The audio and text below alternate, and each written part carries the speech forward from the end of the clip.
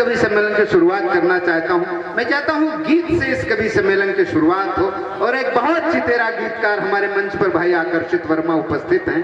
गीत कविता की सबसे कोमल विधा होती है, पूरे मन से सुनिएगा, एक एक बात को आप अपने दिल तक ले जाइएगा और जब आप पूरे मन से सुनेंगे तो आप मन भर आशीर्वाद भी इसको देंगे। हमारे मंच का एक बहुत लाडला रचनाकार आकर्षित वर्मा, बहुत प्यारा गीतकार, एक बार जोरदार तालियां बजाएं आकर्षित वर्मा के लिए। आइए।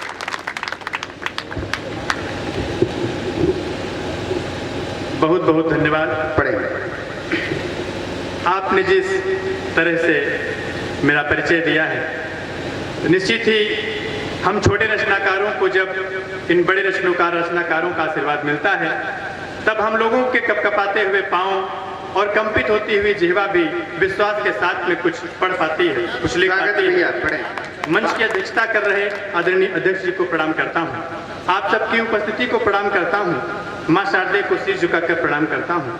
सीधे सीधे 4 पंक्तियां एक मुक्तक पढ़ते हुए अपना काव्य पाठ प्रारंभ करता हूँ। मुक्तक सुने। स्वागत। कि नीड़ का निर्माण फिर क्यों नहीं लिखता कोई, नीड़ का निर्माण फिर क्यों नहीं लिखता कोई, वो दूसरों के अब दिलों में क्यों नहीं दिखता कोई, उन नफरतों के ही समंदर में है सबकी कश्तियां, वो प्यार के बाजार में अब क्यों नहीं दिखता कोई, प्यार के बाजार में अब क्यों नहीं दिखता कोई, नीड़ का निर्माण फिर क्यों नहीं लिखता कोई। मैं ज्यादा समय नहीं लूंगा, सीधे सीधे आपको एक गजल से जोड़ता हूँ। स्वागत भैया। गजल की भूमिका इतनी सी है साहब, सैनिक और सैनिक की पत्नी की वार्तालाप को मैं कुछ शेरों में रखता हूँ और आप सबके सामने रखता हूँ। सैनिक जो सीमा पर ड्यूटी कर रहा होता है, अपने मुल्क की हिफाजत करता है, तो छुट्टियां व्यतीत करने घर आता है और जब फिर से वो छुट्टियां व्यतीत करके अपने वतन की हिफाजत करने के लिए सीमा की ओर जाने लगता है, तब उसका परिवार, उसका मोहल्ला, उसके जब गाँव वाले सब उसको विदा कर रहे होते हैं तो सब बहुत ही दुखित होते हैं, क्योंकि अपने बेटे को, पत्नी अपने पति को भेजेगी सीमा पर तो कुछ दुख दर्द तो होगा साहब, क्योंकि वो सीमा की हिफाजत करने के लिए अपने पति को भेज रही है। तो उसकी पत्नी बहुत उदास है, वो पति उस पत्नी से पूछता है क्या बात है, वहीं से दोनों लोगों की वार्तालाप को आपके बीच में रखता हूँ, शेर सुनिएगा। उसकी पत्नी कहती है कि दास्तां अपने दिल की सुना दें अगर, वो सैनिक पूछता है आप उदास क्यों हो, उसकी पत्नी कहती है कि दास्तां अपने दिल की सुना दें अगर, दास्तां अपने दिल की सुना दें अगर, रूठ तुम तो न जाओगे वादा करो, रूठ तुम तो न जाओगे वादा करो। अच्छा कोई बात नहीं है, आप अपनी माँ भारती की रक्षा करने के लिए जा रहे हैं, जाइए, लेकिन एक वादा करते जाइएगा। अगला शेर सुनिएगा कि जा रहे हो सफर पे तो जाओ मगर, जा रहे हो सफर पे तो जाओ मगर, जा रहे हो सफर पे तो जाओ मगर, लौट करके भी आओगे वादा करो, लौट करके भी आओगे वादा करो, दास्तां अपने दिल की सुना दें अगर। और अंतिम शेर सुनिएगा। तो पति अपनी पत्नी को समझाता है कि क्यों परेशान होती हूँ, मैं जल्द ही माँ भारती की रक्षा करके फिर वापस आऊंगा और आपके लिए ये लेकर आऊंगा, वो लेकर आऊंगा, बच्चों के लिए ये लेकर आऊंगा, खिलौने लेकर आऊंगा। तो उसकी पत्नी कहती है कि आप ये सब लेकर मत आइएगा, एक सैनिक की पत्नी की क्या अभिलाषा हो सकती है। साहब अंतिम शेर इस गजल का सुनिएगा कि महंगे कपड़े व गहने नहीं चाहिए, महंगे कपड़े व गहने नहीं चाहिए, महंगे कपड़े व गहने नहीं चाहिए, लेके फुर्सत को आओगे वादा करो, लेके फुर्सत को आओगे वादा करो, रूठ तुम तो न जाओगे वादा करो। जय हिंद जय भारत। अरे एक ही तो एक बार जोरदार तालियां बजाइए। बड़े अच्छे अच्छे गीत आकर्षित ने लिखे हैं, आपकी घनघोर तालियां आए। इस पहले कवि को आपका पूरा पूरा प्यार मिलना चाहिए। एक बार आगे से पीछे तक जितने लोग हैं तालियां बजा दें।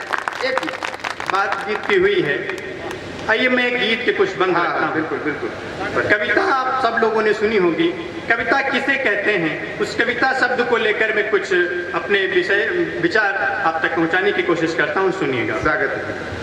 कि तुम्हारा नाम है कविता, हमारा नाम है कविता। तुम्हारा नाम है कविता, हमारा नाम है कविता। तुम्हारे दिल में है कविता, हमारे दिल में है कविता। कहीं बदनाम तो होती, कहीं सरनाम है कविता। सभी के दिल को छू जाए, उसी का नाम है कविता।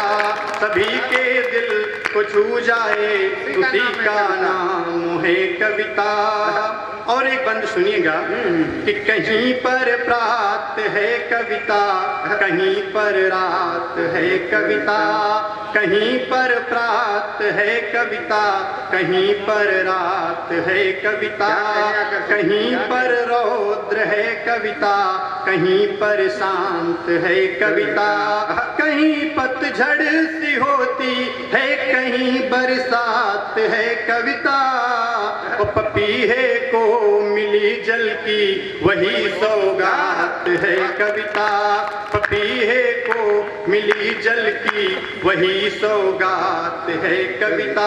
जय हिंद जय भारत। बहुत अच्छे भाई आकर्षित वर्मा जी। और मैं चाहता हूं अब ये जो चहल पहल है ये थोड़ी कम हो जाए। जितनी व्यवस्थाएं होनी थी हो गई हैं और सब बहुत अच्छी व्यवस्थाएं हैं। माननीय वीरेंद्र सिंह जी, आपने इतनी जबरदस्त व्यवस्था कि आपको कोई चिंता करने की आवश्यकता नहीं। अब आपको ओपी वर्मा जी चाहे जितना इशारा करें, फागुन बीत चुका है, इशारे फागुन में ज्यादा काम करते हैं। अब आप आराम से बैठिए, कविता का आनंद लीजिए। इतने अच्छे अच्छे कवि आपने बुलाए हैं, अब इनकी बात बिल्कुल बिल्कुल मत सुनिए। इनकी बात केवल तभी सुनना जब लिफाफे का नंबर आएगा, वहां जरूर सुनना। आप बिल्कुल मत सुने, बाकी बीच में आप कविता सुनिए। हाँ, मैं चाहता हूँ मित्रों, अभी फागुन गया है और 8 तक हम लोग फागुन वैसे ही मनाते हैं, होली मिलते हैं। मैं चाहता हूँ थोड़ा सा आपको हंसाया जाए, गुदगुदाया जाए, उसके बाद इस कवि सम्मेलन को आगे बढ़ाया जाए। हमारे मंच पे एक इतना जोरदार कवि है भाई संदीप अनुरागी। आजकल पूरे देश में उनकी हास्य की कविताओं की धूम है। इतने जोरदार कवि हैं।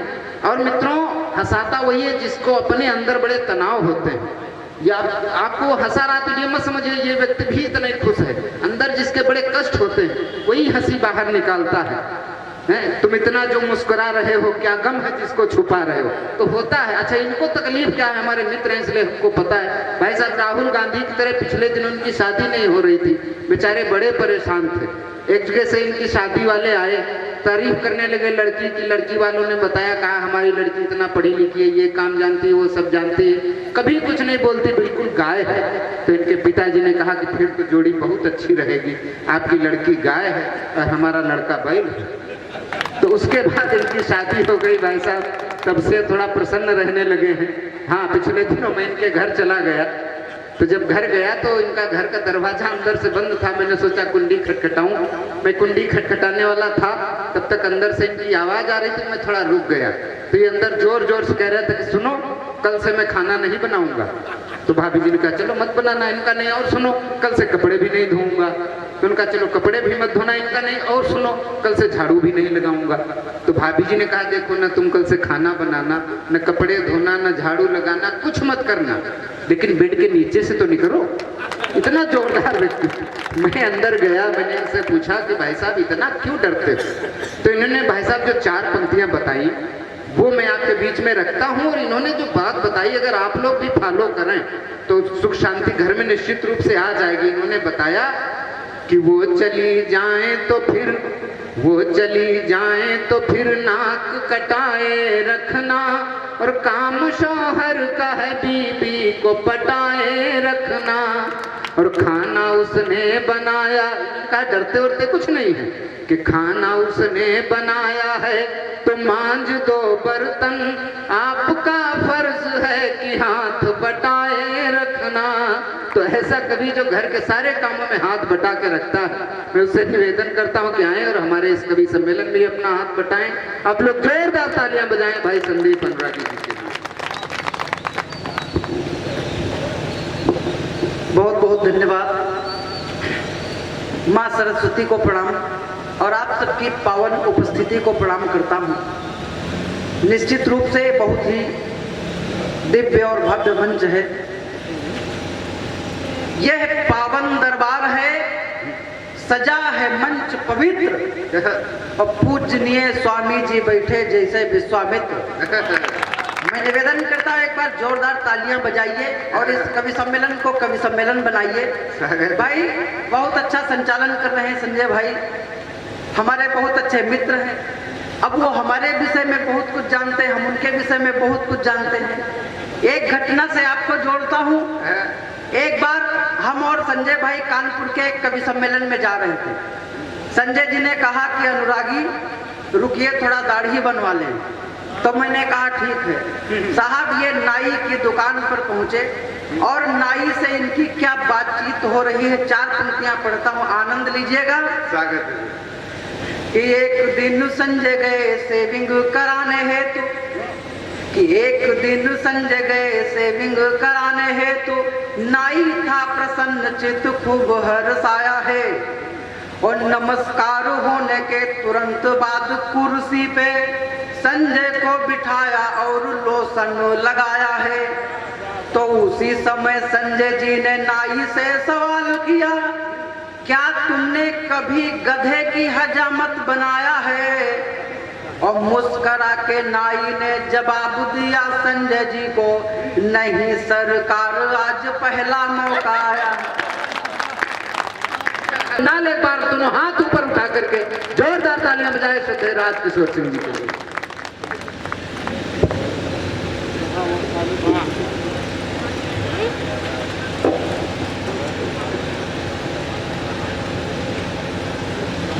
इस कवि सम्मेलन के सम्मानित यशस्वी अध्यक्ष जी, मंच पर उपस्थित माँ बीणा पाणी के परिण पुत्र, समस्त कविगण, कार्यक्रम के सफलतम संचालक, आज हिंदुस्तान के मंचों में जो सफल संचालन अंदर रहता है भाई संजय सांवरा जी, कार्यक्रम के संयोजक आदरणीय ओम जी, हमारे बहुत ही घनिष्ठतम मित्रों में से एक हैं। और जब बात बाराबंकी जनपद की चल पड़ती है और जब मैं बाराबंकी जनपद में कविता पाठ करता हूँ और कोई मेरे परिचय में कहता है कि राज किशोर सिंह रायबरेली, तो मुझे थोड़ा सा खटकता जरूर है। अन्य जनपदों में कहता तो कोई बात नहीं, लेकिन बाराबंकी जनपद में ये बात कही तो मुझे खटकता है, क्योंकि हमारे पूर्वज बाराबंकी से ही रायबरेली गए जहाँ पर मेरा, इसलिए मैं बाराबंकी जनपद एक कविता पढ़ता हूँ तो मैं सदैव ये मानता हूँ कि मैं अपने घर के बीच में काव्य पाठ। सम्मानित सभी श्रोता बंधुओं, काव्य पाठ के लिए आदेश हुआ है।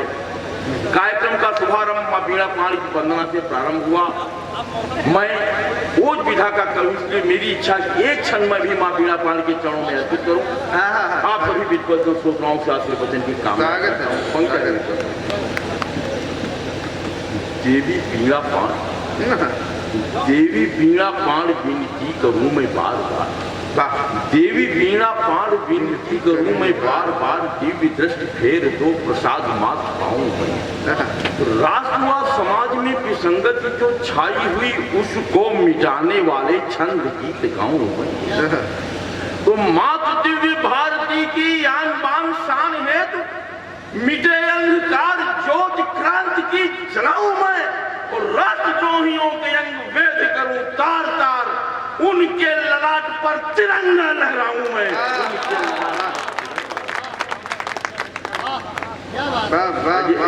नीतिगत छल के माध्यम से जुड़ने का उपक्रम कर रहा हूं।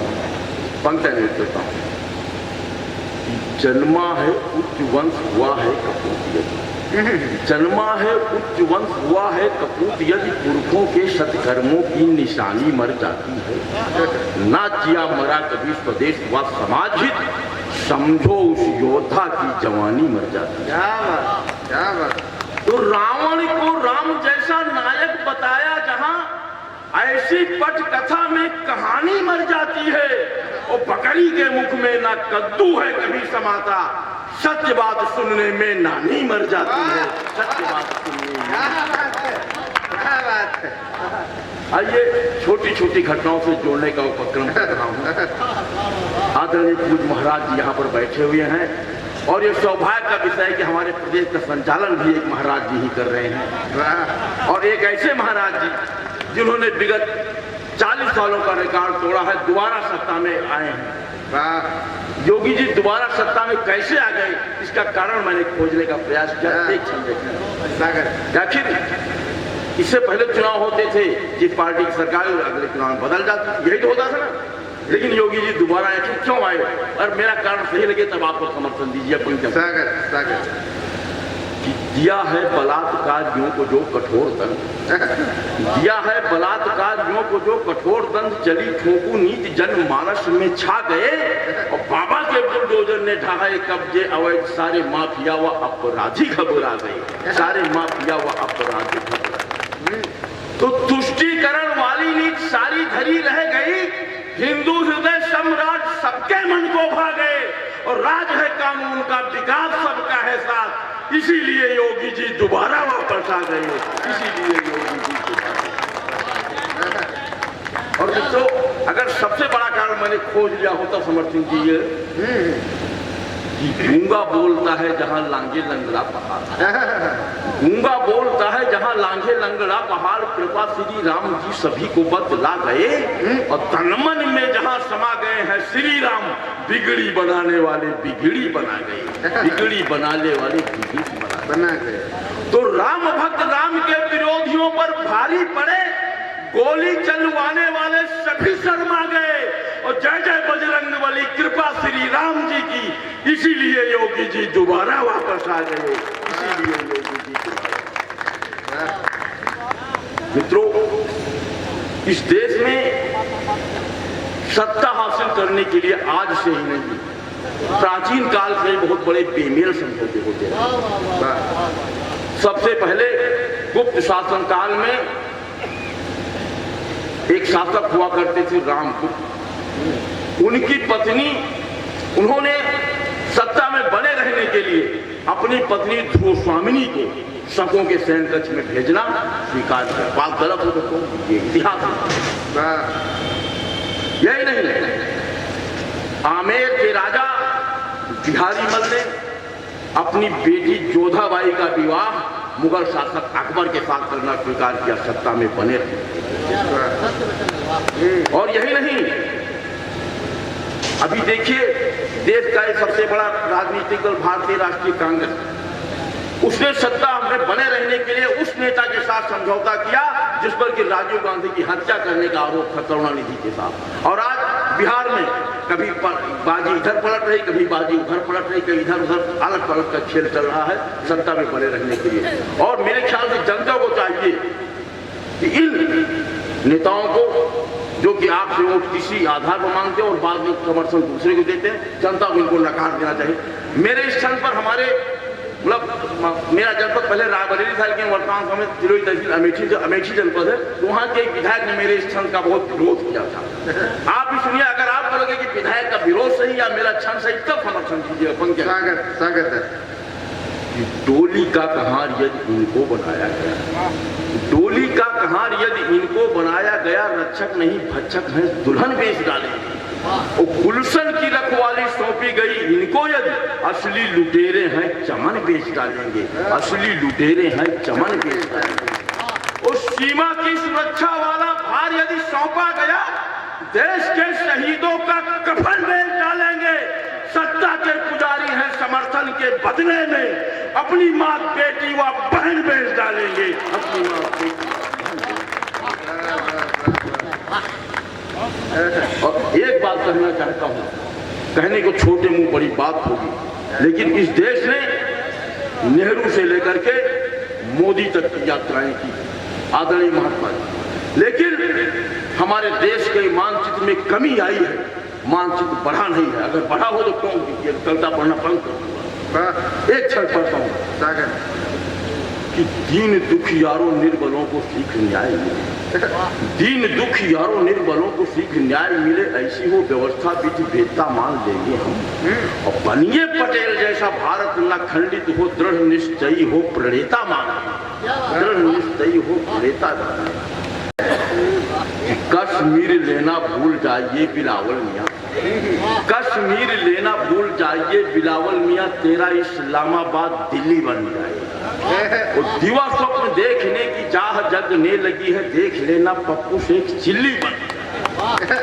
65, 71 और कारगिल पढ़ा अगर तो सच कहता हूँ भीगी बिल्ली बन जाएगा। और भारत के शेर जब मिसाइलें जगाएंगे तो बेनजीर वाला पिल्ला पिल्ली बन जाएगा।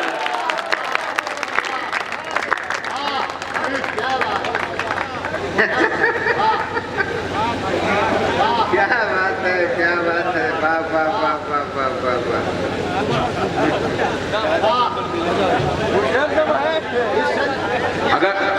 अगर दोबारा पढ़ूंगा जितना देना आया उतना नहीं ले जाऊंगा, तो कोर्स आपको खा लो, मेरा नहीं खा लो।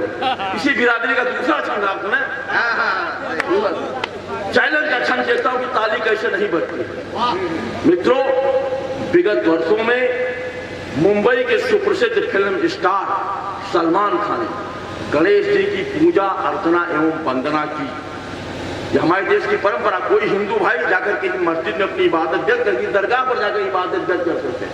उसी प्रकार कोई मुस्लिम भाई अगर किसी मंदिर में आस्था व्यक्त करना चाहे तो व्यक्त कर सकते हैं। हमारे देश की धर्मनिरपेक्ष परंपरा, अगर गलत हूं तो टोक दीजिए। लेकिन जब मुंबई के सुप्रसिद्ध फिल्म स्टार सलमान खान ने गौरी गणेश की पूजा अर्चना की तो ये बात कट्टरपंथियों को रास नहीं आई। उन्होंने सलमान खान के विरुद्ध फतवा जारी कर दिया। तब मंच गई सबसे छोटे कलमकार राजकिशोर सिंह किशोर ने आप सबकी तरफ से उन फतवाधारियों को जवाब देने का प्रयास किया। अगर मेरा जवाब सही लगे तब समर्थन दीजिएगा। सागर कि सलमान खान ने किया अर्चना गणेश, सलमान खान ने किया अर्चना गणेश की तो फतवों का ओछा ये आदेश छोड़ दीजिए। और गौरी गणपति का निवास कहलाता है जो हिमखंडों वाला ये नगेश छोड़ दीजिए, हिमखंडों वाला ये नगेश छोड़ दीजिए। तो भारत के आत्मा की, भारत के जनजन की आत्मा में है गणेश, दमदार हो तो ये परवेश छोड़ दीजिए। और तुगलकी फरमान वालों यद बड़े हो पानीदार, गणपति बप्पा वाला देश छोड़ दीजिए।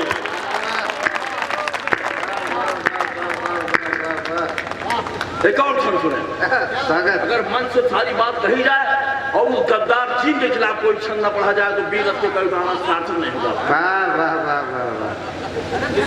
कि गलवान घाटी में घुसे हुए थे चीनी, जहां वहां भारती का जय गान लिखा जाए। इसके लिए शहीद देश के सपूत हुए बलिदानियों का यशो गान लिखा जाए, बलिदानियों का यशो गान लिखा जाए। और जिसके बदौलत फूला फूला फिरता रे नीच, माओवादियों का अवसान लिखा जाएगा। और बीजिंग की गलियों में देश के सपूतों द्वारा जर्रे जर्रे पर हिंदुस्तान लिखा जाएगा।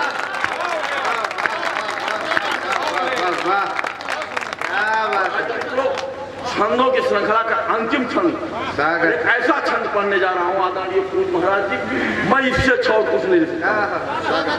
आदरणीय संजय सावड़ा जी, मैं इससे अच्छा कुछ नहीं लिख सकता। मेरी एक कल्पना का छंद, अपने देश की बेटियों के नाम एक छंद सुने और पूरा आनंद प्राप्त करें। एक बार बोले, आदरणीय महात्मा जी बैठे, हमारे देश की प्राचीन परंपरा की रक्षा करना चाहता हूँ। एक बार बोले अमेरिका इंग्लैंड, एक बार बोले अमेरिका इंग्लैंड वासी, बेटी मेरी अंतरिक्ष यान को चलाती है। फ्रांस रूस और चीन के निवासी बोल उठे, बेटी वायुयान जल यान को चलाती है, बेटी वायुयान जल यान को चलाती है। तो हमने भी ताल ठोक कर कहा हमारी बेटी बालक बनाकर भगवान को चलाती है। और क्रूर काल के कराल काल पर तमाचा मार, बेटी मेरी विधि के विधान को चलाती है, बेटी मेरी विधि के विधान को चलाती है। और आइए मित्रों, ये सब मैंने एक रचना मुझे पढ़ना, उसकी मैं भूमिका बना रहा था। बंधुओं, अभी भाई विवेकानंद तो बहुत अच्छी रचना है। मेरी भी इच्छा है कि इसी महापुरुष पर एक चिंतन दे करके जाऊं, जिससे बेलहारा के लोग जिसे परसों याद रखें। बंधु, विगत वर्षों में वियतनाम का और अमेरिका का 20 वर्षों तक लगातार युद्ध हुआ। उस युद्ध में वियतनाम जीता और अमेरिका की हार हुई। तो वियतनाम के राष्ट्राध्यक्ष से पत्रकारों ने पूछा, महोदय आपने इतने लंबे समय 20 वर्षों तक लड़ाई लड़ी और उसमें विजय प्राप्त की, इसकी प्रेरणा आखिर आपको कहां से प्राप्त हुई है? तो वहां के राष्ट्राध्यक्ष ने जवाब दिया, इतने लंबे समय 20 वर्षों तक युद्ध लड़ने और युद्ध में विजय प्राप्त करने की प्रेरणा हमको भारत में मेवाड़ के महाराज महाराणा प्रताप सिंह से प्राप्त हुई। और बंधु, कालांतर में वहां के विदेश मंत्री भारत यात्रा पर आए। दिल्ली में राजघाट पर उनको महापुरुषों के समाधि स्थल पर ले जाया गया। उन्होंने पूछा, मुझे ये बताइए कि महाराणा प्रताप सिंह की समाधि कहाँ है? लोगों ने बताया कि राणा प्रताप की समाधि उदयपुर में। विदेश मंत्री जी उदयपुर गए, महाराणा प्रताप की समाधि के दर्शन किया और उस स्थान से थोड़ी सी मिट्टी इकट्ठा की और उसकी पोटली बनाई। तब पत्रकारों ने पूछा कि महोदय आखिर आप इस मिट्टी की पोटली का क्या करना? तो वियतनाम के विदेश मंत्री जी ने जवाब दिया, ये शूरवीरों की मिट्टी है, इस मिट्टी में शूरवीर योद्धा पैदा होते हैं। इस मिट्टी को ले जाकर मैं अपने देश की मिट्टी में मिला दूंगा, तो मेरे देश की मिट्टी में भी महाराणा प्रताप सिंह जैसे वीर योद्धा पैदा होंगे। और बंधु, उसी महापुरुष के सम्मान में एक रचना पढ़ना चाहता हूं। आप सब जानते हैं, हल्दी घाटी की लड़ाई में जब महाराणा प्रताप की हार हुई तो जंगलों में उन्हें दर दर भटकना पड़ा। एक समय ऐसा आया, बच्चे घास की रोटी के लिए मजबूर हो गए। तब राणा प्रताप का धैर्य जवाब देगा। जब बच्चा रोटी खा रहा था, एक बिल्ली रोटी छीन ले, क्या कारुणिक दृश्य रहा होगा। खैर जवाब देगा। उन्होंने एक पद संधि पद अकबर के दरबार में भेजा, लेकिन वहां पर सबने कहा, खुशियां मनाई जाने लगी, गोले दगाए जाने लगे, लेकिन वहां पर एक विद्वान कवि बैठा, कहा गलत बात, राणा प्रताप तो संत करीब है, मैं पता लगाता हूँ। और इतिहास साथी उस कवि ने इतना मार्मिक पत्र लिखा कि राणा प्रताप का इरादा बदल गया। यही मैंने अपनी रचना का माध्यम है। मित्रों, अगर आपको कहीं से महसूस हो, मंच के इस सबसे छोटे कलमकार ने महाराणा प्रताप के बच्चों को घास की रोटी के लिए तरसते हुए देखा है। इस विद्वान, इस सबसे छोटे कलमकार ने अकबर का सजा हुआ दरबार अपनी कल्पना शक्ति से देखा है और एक विद्वान कवि को राणा प्रताप का पौरुष जगाते हुए देखा। तब आप सबका आशीर्वाद चाहता हूँ। आइए रचना की रचना होगा, पंक्तियां स्वागत स्वागत। सत्ता में लिप्त नरेशों, सत्ता में लिप्त नरेशों की न लिखता मैं बिरुदावलियां, काले कजरारे नयनों की न लिखता मादक फुलझड़ियां, न लिखूं घुंघरुओं की छम छम, न पायल की झनकार लिखूं, न किसी सुंदरी मृग नयनी के नक्शे का श्रृंगार लिखूं। मैं लिखता हूं गौरव गाथा भारत के वीर जवानों की, मातभूमि पर शीश कटाते सिंहों के संतानों की, उन वीर बाकुरों के पगरज को शीश झुकाने आया हूं, उनके पूजन अभ्यर्चन में जगदीप जलाने आया हूं। प्रणाम करता हूं, सबका मैं नमन करता हूं। आइए, आप सब लोगों ने गंगा की गंगोत्री में स्नान किया होगा, जमुना की जमुनोत्री में स्नान किया होगा। हम सब लोग बाराबंकी में एक कल्याणोत्री है, जहां से कल्याणी नदी निकलती है, मैं वहां से आपको जोड़ता हूं कि अभिषेक जिसका यज्ञ पूत आग से हुआ, अर्जुन के गुप्तवास और त्याग से हुआ। अभिषेक जिसका यज्ञ पूत आग से हुआ, अर्जुन के गुप्तवास और त्याग से हुआ। उपकार में उद्धार में कल्याण में तत्पर, उपकार में उद्धार में कल्याण में तत्पर, कल्याणी नदी उद्गम धन्नाग से हुआ, कल्याणी नदी उद्गम धन्नाग से हुआ। मैं बहुत बहुत अभिनंदन करता हूँ आपकी इन तालियों का। बिना किसी संकेत के आपको कहाँ पर तालियां बजानी है, कहाँ पर आपको सम्मान देना है कवियों को, आपकी इन तालियों से लगा कि निश्चित ही आप बड़े मन वाले लोग बैठे हुए हैं, बहुत ही सलाहकार मस्तिष्क के लोग बैठे हैं यहाँ पर। मैं सब का अभिनंदन करता हूँ, वंदन करता हूँ। इसलिए यह राग गा रहा हूँ मैं अनुराग के लिए, आए थे पार्थ जिस किसी उस बाग के लिए। उपकार में उद्धार में कल्याण में तत्पर, यह राग गा रहा हूँ मैं अनुराग के लिए, आए थे किसी उस बाग के लिए, कट जाएंगे दुख दंड धनंजय के तीर से, कुछ वक्त निकालो जरा धन्नाग के लिए, कुछ वक्त क्यों आदमी वक्त निकाले धन्ना के लिए। मैं बाराबंकी की सांस्कृतिक पृष्ठभूमि से आपको जोड़ता हूं। वहां पर क्या है ऐसा कि हम लोग वहां पर जाएं धन्नाग। एक पांडु पुत्र का वहां कमाल छुपा है, अनुमान में न आ सके वो माल छुपा है। एक पांडु पुत्र का वहां कमाल छुपा है, अनुमान में न आ सके वो माल छुपा है, अनुमान में न आ सके वो माल छुपा है। इतिहास की भूगोल की झांकी लिए हुए, वहाँ हिंद का वैभव भी बेमिसाल छिपा है, वहाँ हिंद का वैभव भी बेमिसाल छुपा है। तब मैंने ये गौरवशाली पंक्तियां धन्ना क्षेत्र के जो बाराबंकी का अपना एक है जिसका ऐतिहासिक अंतर्राष्ट्रीय महत्व है, मैंने उसको कविता का विषय बनाया और 4 पंक्तियां अपने बाराबंकी जनपद पर रखता हूं।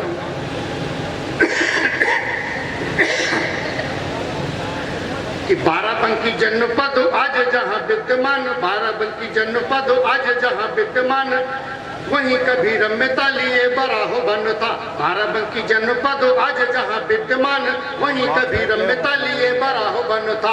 और 13 बरस के अज्ञातवास के 13 बरस के अज्ञातवास बाद यह पांडवों के लिए क्षेत्र यही मधुबन था, पांडवों के लिए क्षेत्र यही मधुबन था। और सप्तऋषियों की तप भूमि जहाँ, कि सप्तऋषियों की तप भूमि जहाँ, कुरुगृह आके राम ने किया पठन था, गुरुगृह आके राम ने किया पठन था। और इतिहास के अनेक पृष्ठ बतला रहे हैं, कि इतिहास के अनेक पृष्ठ बतला रहे हैं, देव और देव पुरुषों का ये वतन था, देव और देव पुरुषों का ये वतन था। कि वो सौभाग्यशाली भूमि है जहां पर आध्यात्मिक विभूतियों ने उतार लिया है। हम उस जनपद के रहने वाले हैं जिनको शिक्षा देने का एक नैसर्गिक अधिकार प्राप्त है। हम बाराबंकी की उस जमीन से जुड़े हुए हैं जहां पर भगवान, जहां पर राम लक्ष्मण शत्रुघ्न शिक्षा ग्रहण करने आते हैं मैं शत्रुघ्न में, और जब राम लक्ष्मण शत्रुघ्न के रूप में आते हैं, जब वापस होते हैं तो एक विराट पुरुष के रूप में वापस होते हैं, भगवान बन के वापस होते हैं। ये बाराबंकी की भूमि है। हम सब लोगों को ये सौभाग्य मिला है कि चारों भाइयों ने हमारे बाराबंकी में सत्र में आकर के अध्ययन किया था। मैं उस भूमि को प्रणाम करता हूँ। गोपालदास नीरज जी ने बहुत बढ़िया पंक्तियां कही हैं। कविता क्या है? कविता करना खेल नहीं है, पूछो इन फनकारों से। कविता करना खेल नहीं है, पूछो इन फनकारों से, जो लोहे को काट रही है कागज की तलवारों से। कविता पूजा है, अर्चना है, तपस्या है। कविता आसानी से नहीं होती है। जिस कविता का यज्ञ रचाने के लिए भाई आदरणीय बीरेन्द्र सिंह जी ने, आदरणीय ओपी वर्मा ओम जी जो कि वरिष्ठ अधिकारी रह चुके हैं, कई मंडलों के अधिकारी रह चुके हैं, बैंक के बड़े अधिकारी रह चुके हैं, वो इस कार्यक्रम के संयोजक हैं। उनकी वजह से आज ये जो यहाँ पर कवियों की, मनीषियों की श्रृंखला यहाँ पर संपत्तित होगी, जहाँ पर एक बहुत बड़ी श्रृंखला, ये देश के नामचीन कवि हैं, अग्रिम पंक्ति में जो देश की लिस्ट बनती है उसमें से कवि हैं जिनको आप सबके बीच में आदरणीय ओम जी ने आमंत्रित किया है। तब गोपालदास ने एक पंक्तियां आपके बीच में रखता हूँ कि आत्मा के सौंदर्य का, हम सब लोग सौभाग्यशाली हैं क्योंकि आज कविता सुनेंगे। आत्मा के सौंदर्य का शब्द रूप है काव्य, आत्मा के सौंदर्य का शब्द रूप है काव्य, मानव होना भाग्य है। हम सब लोग भाग्यशाली हैं, मनुष्य हैं। आत्मा के सौंदर्य का शब्द रूप है काव्य, मानव होना भाग्य है, कभी होना सौभाग्य। निश्चित ही हम सब लोग जितने यहाँ पर कभी आए हैं उनको सौभाग्य की श्रेणी में गोपालदास नीरज जैसे मनीषियों ने रखा है। कवि में और सामान्य मनुष्य में इतने अंतर होता है। उसी चीज को आप भी देखते हैं, उसी चीज को हम भी देखते हैं, उसी चीज को एक वैज्ञानिक भी देखता है।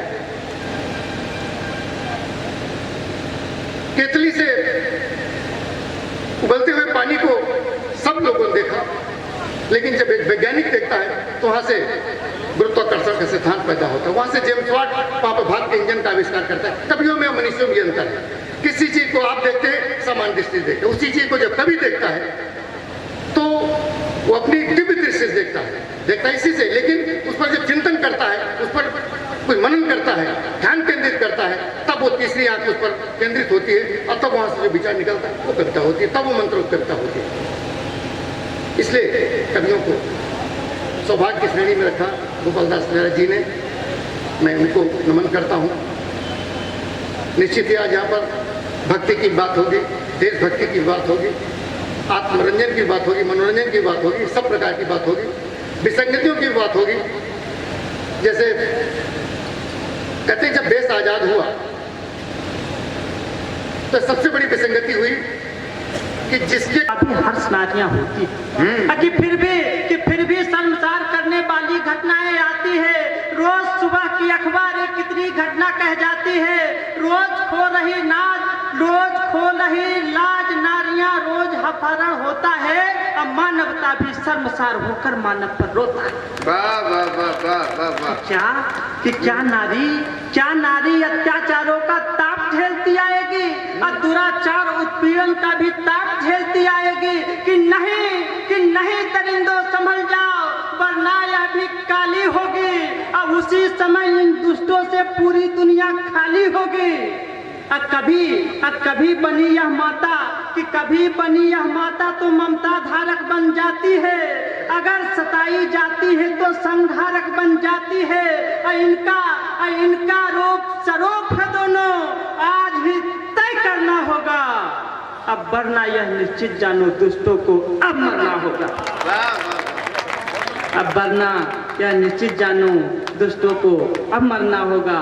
हमारे देश के एक युवा सन्यासी, आदरणीय स्वामी जी यहाँ पर उपस्थित हैं, हमारे देश के एक युवा सन्यासी स्वामी विवेकानंद जी, जो कि महिलाओं का बहुत सम्मान करते थे और महिलाओं का कहीं सम्मान सीखना हो तो स्वामी विवेकानंद जी से सीखा जाना चाहिए।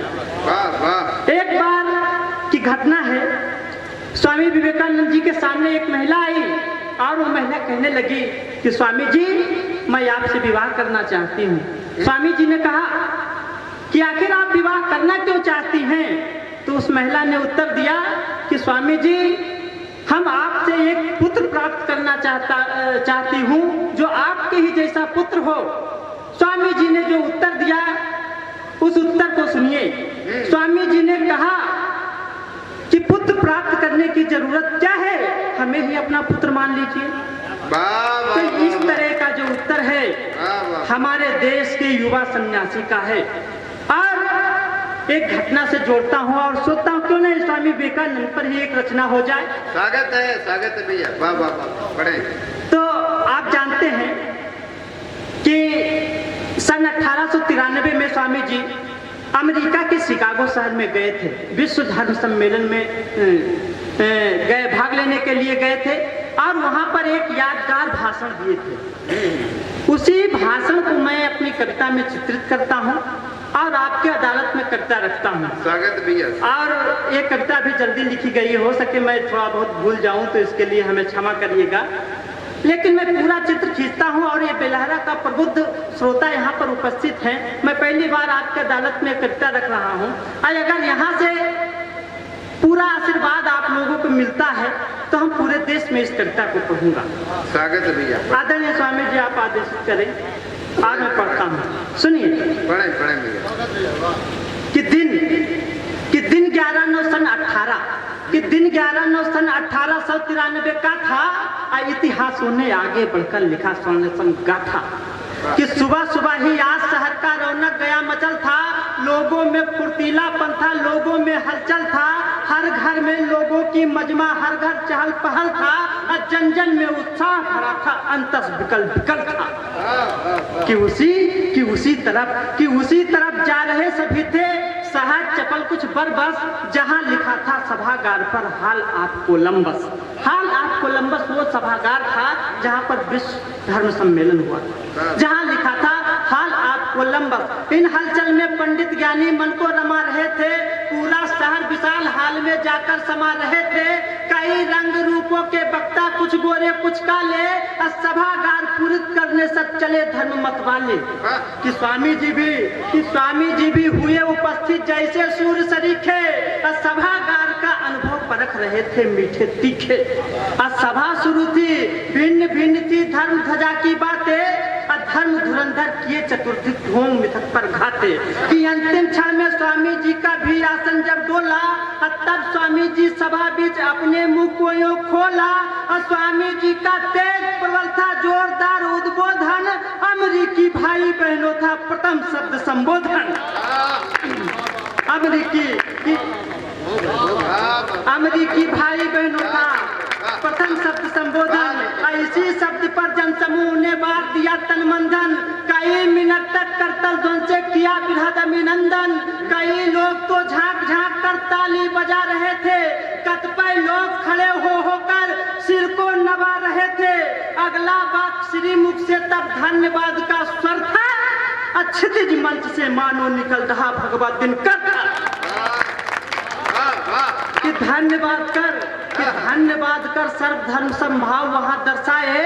अब मानवतावादी विचार भावों को सम्मुख लाए। ईश्वर एकल पंथ अलग है, अलग अलग परिभाषा। इस आत्मा से परमात्मा का मौनमयी है भाषा। इन बातों से स्वामी जी अपनी किरणें बिखराए। सूर्य दिवाकर दिनकर समूह विश्व हृदय पर छाए। मानवता ही श्रेष्ठ धर्म है, यही धर्म का सार। मैं मेरा यह अहंकार है, यही इस आहार। मंत्र उन्होंने दिया वहां सर्वे भवन्तु सुखिना का। संगत छद्म की शिक्षा दी बन कुटुंब वसुधा का। मंत्र सरीखे वाक्य हृदय को परिवर्तन करता था। गहन साधना में खो जाऊं अंतर मन करता था। उनकी ही आवाज वहाँ की शांति भग्न करती थी। इस चेतन को ब्रह्म साधना में निमग्न करती थी। सर्व हृदय को विजित कर रहे थे अपने भाषण से। लोग खींच रहे थे जिनके तेजोमय आकर्षण से। कुछ को लगा सूरसम है यह दर्शन ही पा जाऊं।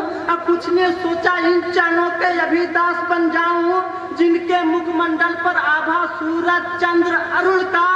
जिनकी वाणी में चंचलता पक्षी राज गरुड़ का। मन हो गया हिंदुमय सबका, हृदय हो गया परवश। धन्य हो रहा था सुन सुनकर हाल आपको लम्बस।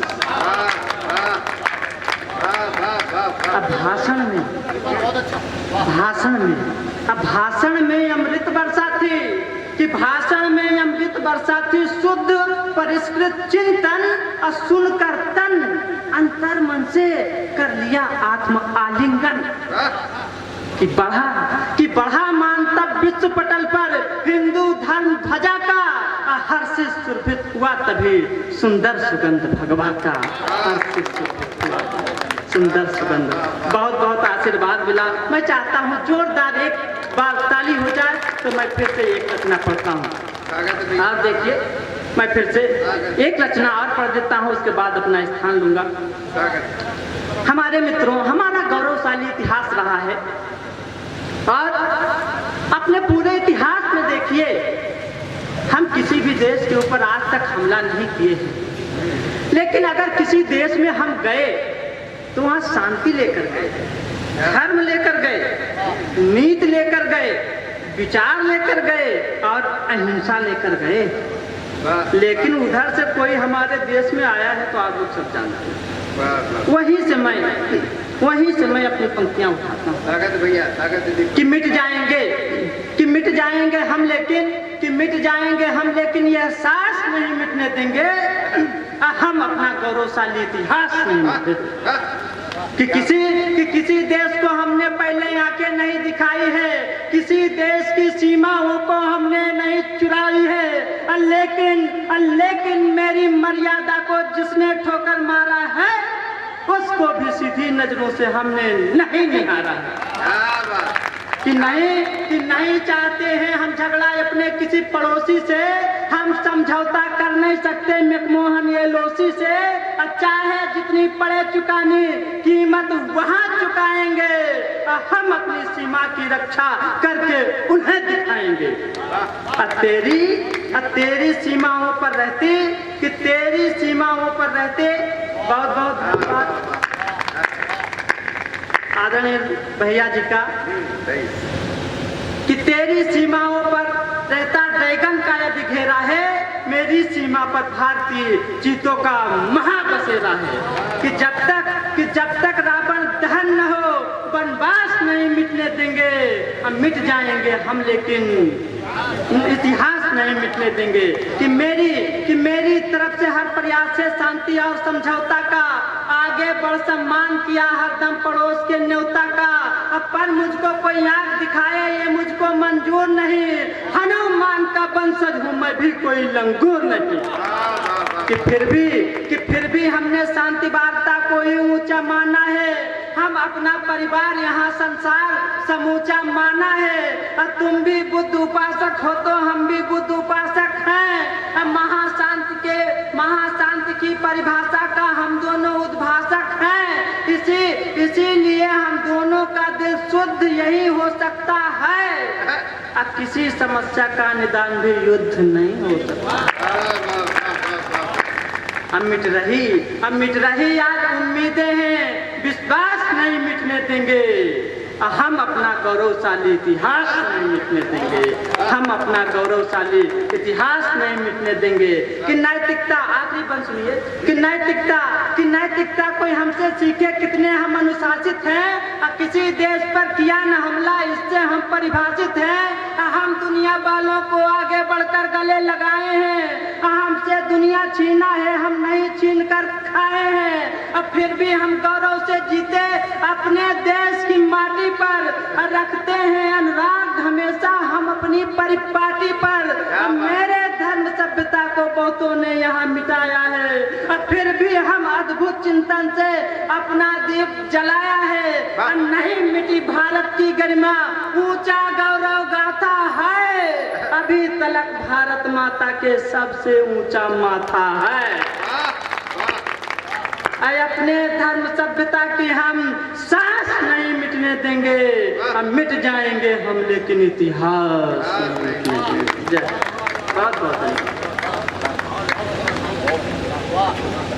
बहुत अच्छे भाई दीपक दिवाकर जी, बड़ी सुंदर रचना, बड़े अच्छे विषय उन्होंने अपनी कविताओं में उठाए।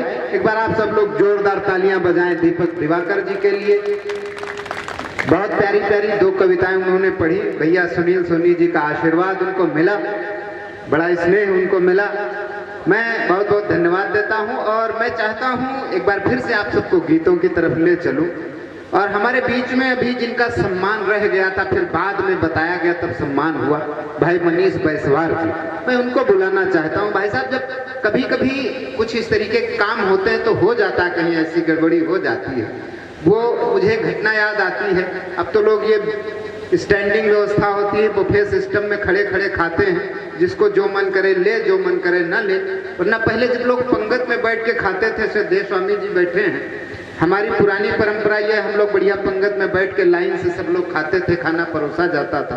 तो एक बार ऐसे ही किसी हाल के अंदर भोजन चल रहा था, लोग पंगत में बैठे थे, खाना सबको परोसा जा रहा था। जो रसगुल्ला देने वाला था वो जब लास्ट में आया तो सबको एक एक दोना रसगुल्ला का देता जा रहा था। बीच में पता नहीं उसने पीछे मुड़ के देखा और पानी वाले से कहा कि भाई साहब उधर उस पंक्ति में पानी पहुंचाइए, उधर से लोग पानी मांग रहे हैं।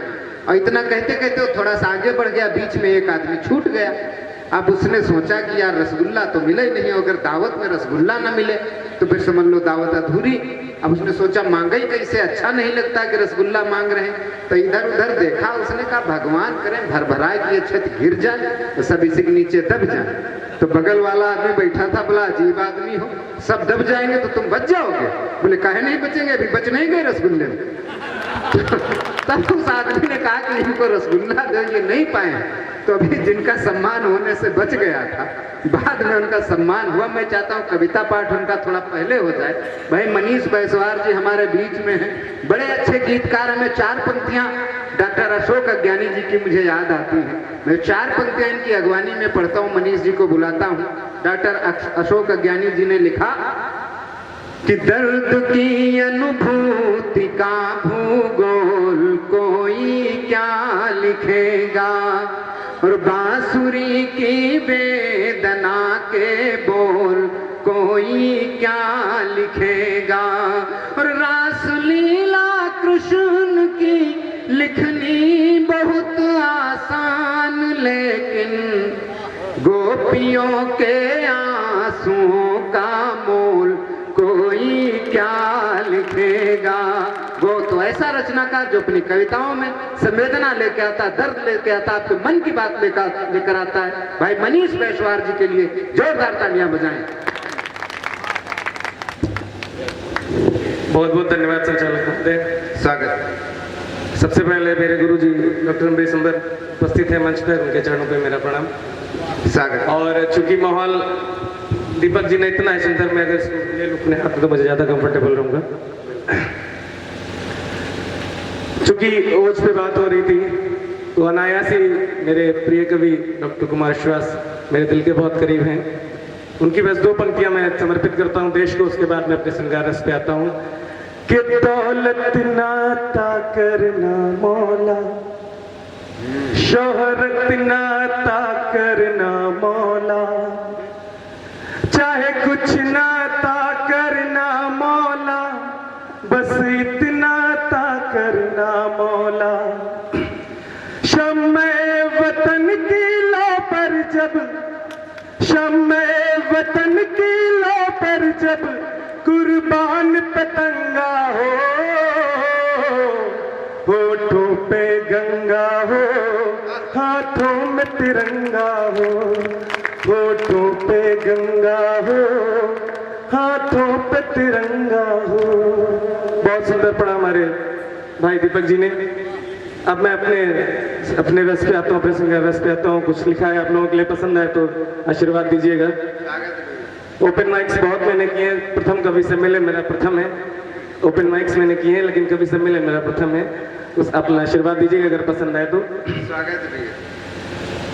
तमन्ना ये नहीं राधे कि तेरा श्याम बन जाऊं, तमन्ना ये नहीं राधे कि तेरा श्याम बन जाऊं, रहूं तेरी ही आंखों में, तेरी मैं जान बन जाऊं, मैं काटूंगा बरस वनवास के भी हंसते हंसते पर, मैं काटूंगा बरस वनवास के भी हंसते हंसते पर, तू मेरी सीता बन जाए, मैं तेरा राम बन जाऊं, तू मेरी सीता बन जाए, मैं तेरा राम बन जाऊं। वाह वाह वाह। बहुत बहुत धन्यवाद, बहुत बहुत शुक्रिया,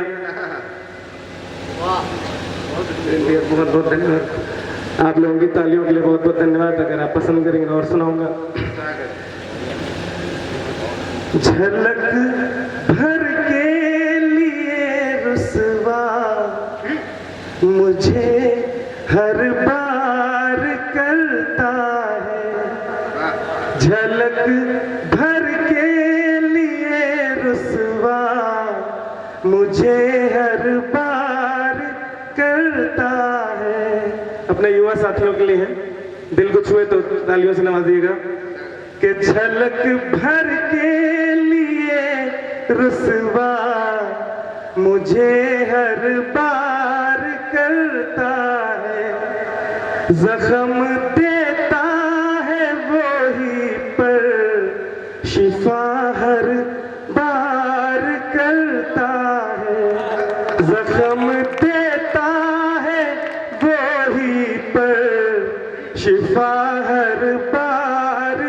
करता है। कोई माने न माने पर यकीन है मेरे दिल को ये, कोई माने न माने पर यकीन है मेरे दिल को ये। खफा मुझसे सही लेकिन मुझी से प्यार करता है।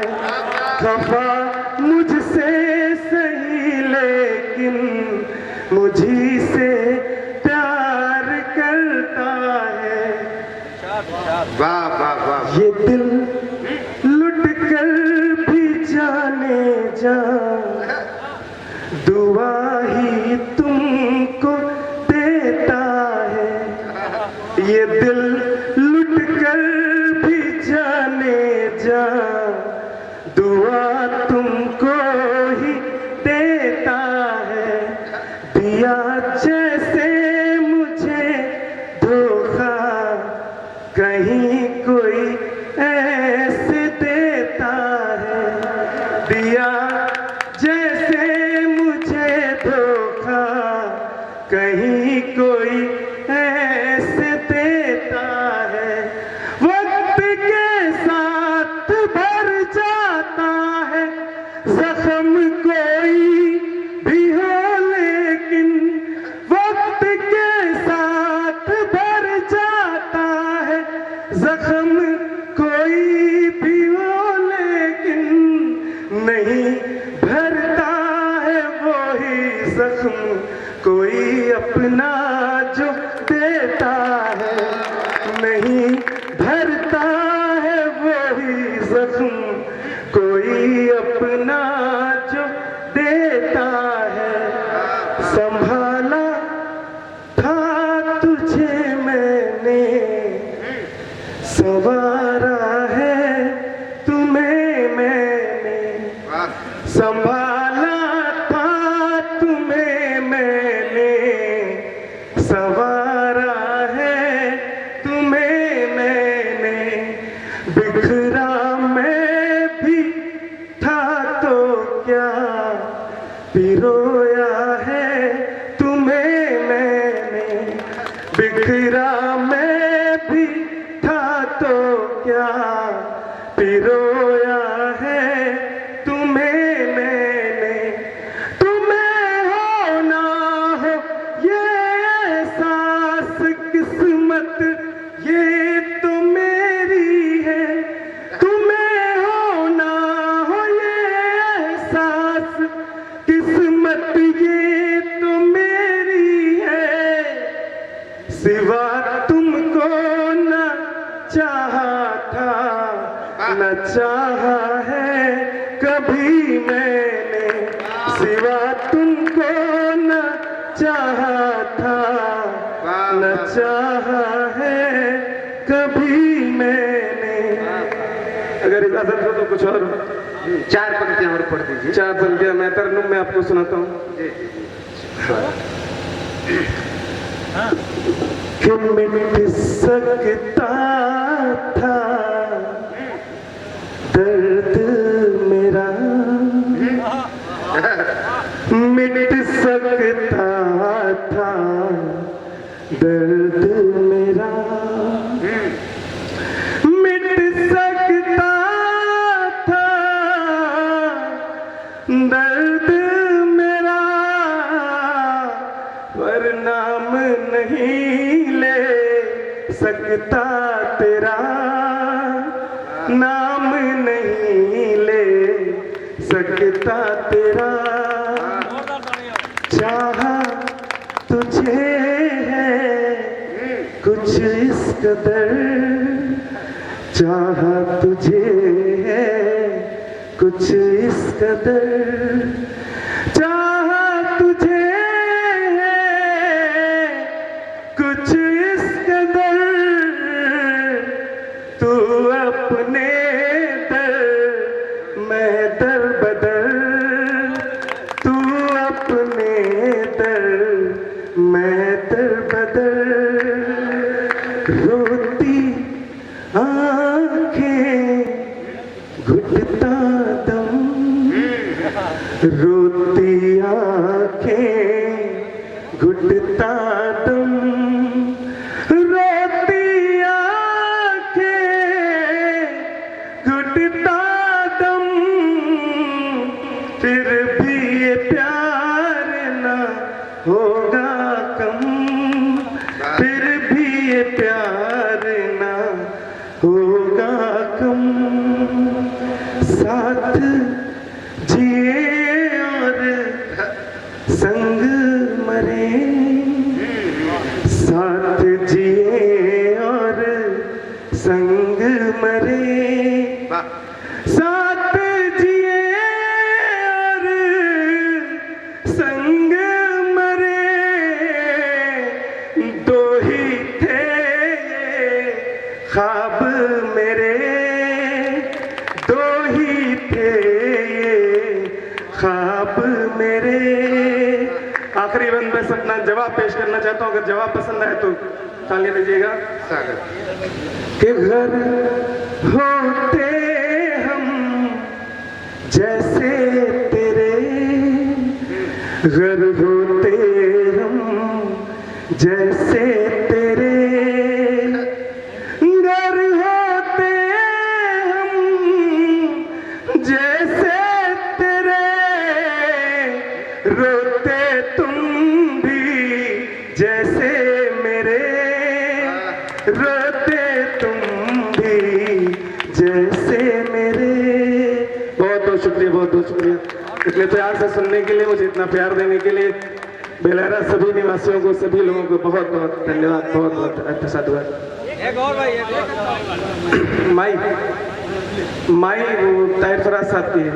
चलिए उन्हीं की तो याद दिला दी। चलिए, वो मेरे बहुत दिल की करीब गजल है, वीरेंद्र भैया सुन चुके हैं विद्यालय में, इसलिए उनकी फरमाइश में एक बार बिल्कुल सुनाऊंगा। स्वागत। थोड़ा सा पानी पीना।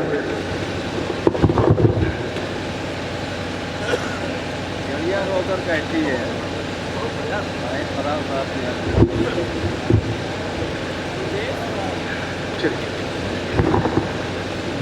सभी की माँ को समर्पित है। अभी हाल में मैंने अपनी माँ को खोया तो शायद भावुक हो सकता हूँ, लेकिन कोशिश करूंगा मैं पूरी गजल पूरी करूँ, सभी को पसंद आएगी। ऐसी उन्होंने लिख दिया है जो जन्मों तक नहीं लिखा जा सकता। जितना अच्छा ताहिर फराज ने माँ पे लिख दिया है, मुझे नहीं लगता इससे अच्छा कभी माँ पे कुछ लिखा जा सकता है। अंबर की ये ऊंचाई, धरती की ये गहराई, अंबर की ये ऊंचाई, धरती की ये गहराई, तेरे मन में है समाई माई, ओ माई, तेरा मन अमृत का प्याला, यही काबा यही शिवाला, तेरा मन अमृत का प्याला, यही काबा यही शिवाला, तेरी ममता पावन दाई माई, ओ माई, जी चाहे तेरे साथ रहूं यूं बन के तेरा हम जोली, बन के तेरा हम जोली, पास ना आऊं छुप जाऊं, यूं ही खेलूं आंख मिचोली, यूं ही खेलूं आंख मिचोली, परियों की कहानी सुना के, कोई मीठी लोरी गा के, परियों की कहानी सुना के, कोई मीठी लोरी गा के, कर दे सपने सुखदाई माई, ओ माई, संसार के ताने बाने से घबराता है मन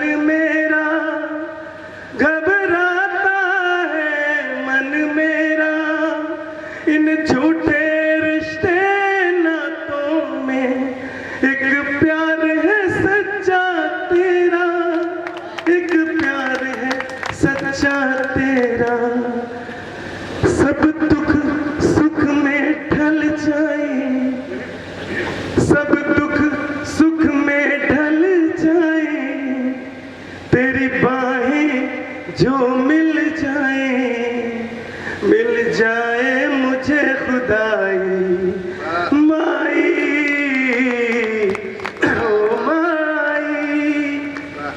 एक इसका बंद जो सभी लोग याद करिएगा, जब हम लोग घूम टहल के रात में देर से घर को कभी पहुंचते हैं तब क्या हसीन होता है जाड़ों में, कि जाड़े की ठंडी रातों में जब देर से घर को आऊं, जब देर से घर को। देखिए आप लोग बहुत अच्छे हैं। अच्छा है भाई, अब ये हमारे छोटे क्या? भाई हैं, आप समझ सकते हैं। हाँ, जैसे अभी ये अपना अनुभव बता रहे थे, आपने सुना। एक बार तालियां हो जाए साहब। क्या बात है भाई, वाह। देखिए ये पहली बार कवि सम्मेलन हो रहा है, लेकिन आप लोग इतने प्रबुद्ध श्रोता हैं कि ये लग नहीं रहा है। लेकिन जब कोई काम पहली बार होता है तो दिक्कतें होती हैं। मुझे एक घटना याद आ गई। एक बार एक डॉक्टर साहब एक मरीज का ऑपरेशन कर रहे थे। मरीज बहुत घबरा रहा था, कह रहा था डॉक्टर साहब मुझे बहुत डर लग रहा है। तो डॉक्टर बोले कि डरने की इसमें क्या बात है। तो मरीज बोला डॉक्टर साहब मैं पहली बार ऑपरेशन करवा रहा हूँ। तो डॉक्टर साहब ने कहा इसमें डरने की क्या बात है, मैं भी तो पहली बार ऑपरेशन कर रहा हूँ। तो इसी तरह आप मस्ती के साथ सुनिए, क्योंकि आप जानते हैं जिसकी मस्ती जिंदा है उसकी हस्ती जिंदा है, और नहीं तो आप जबरदस्ती जिंदा हैं। तो अगर आप जबरदस्ती न जिंदा हो तो एक बार तालियां बजाइए और इस कवि सम्मेलन को कवि सम्मेलन बनाइए। स्वागत है भाई। मैं देख रहा हूँ आगे दादाजी बैठे हैं, बहुत मस्त होके सुन रहे हैं। मैं उनको प्रणाम करता हूँ, और उनके सिर में कुछ कम बाल हैं। तो ऐसे ही हमारे काका जी हैं। तो मैंने काका जी से पूछा कि काका जी आपके सिर में कम बाल हैं, आपको कोई दिक्कत उक्कत तो नहीं होती है? तो उन्होंने कहा नहीं बेटा अनुरागी, कोई दिक्कत नहीं होती है, बस सुबह जब मुंह धोता हूँ तो ये पता नहीं चलता है कि मुंह कहाँ तक है। साहब आजकल बच्चे बहुत होशियार हैं। एक जगह मैं गया और इसी तरह कवि सम्मेलन था, छोटे छोटे बच्चे भी कविता सुन रहे थे। मैंने एक बच्चे को बुलाया, मैंने कहा बेटा इधर आओ। वो आया, मैंने कहा तुम्हारा क्या नाम है? बोला टिंकू। मैंने कहा टिंकू तुम्हारी उम्र कितनी है? बोला 9 साल। मैंने कहा तुम्हारे पापा की उम्र कितनी है? बोला 9 साल। मैंने कहा तुम्हारी मम्मी की उम्र कितनी है? बोला 9 साल। मैंने कहा ऐसा कैसे हो सकता है? तो उसने कहा अंकल जी जब हम पैदा भये तभी तो वो मम्मी पापा बने, इसके पहले तो पति पत्नी थे। साहब इतने होशियार बच्चे। मैंने उससे दूसरा सवाल किया, मैंने कहा अच्छा ये बताओ तुम्हारे यहाँ बिजली आती है? उसने कहा हाँ आती है। मैंने कहा बिजली कहाँ से आती है? बोला मेरे मामा के घर से आती है। मैंने कहा ऐसा कैसे हो सकता है? उसने कहा अंकल जी ये हम कुछ नहीं जानते, जब कल रात में बिजली चली गई तो मेरे पिताजी ने कहा फिर काट दिया साले ने, मैं समझ गया मामा के घर से आती है।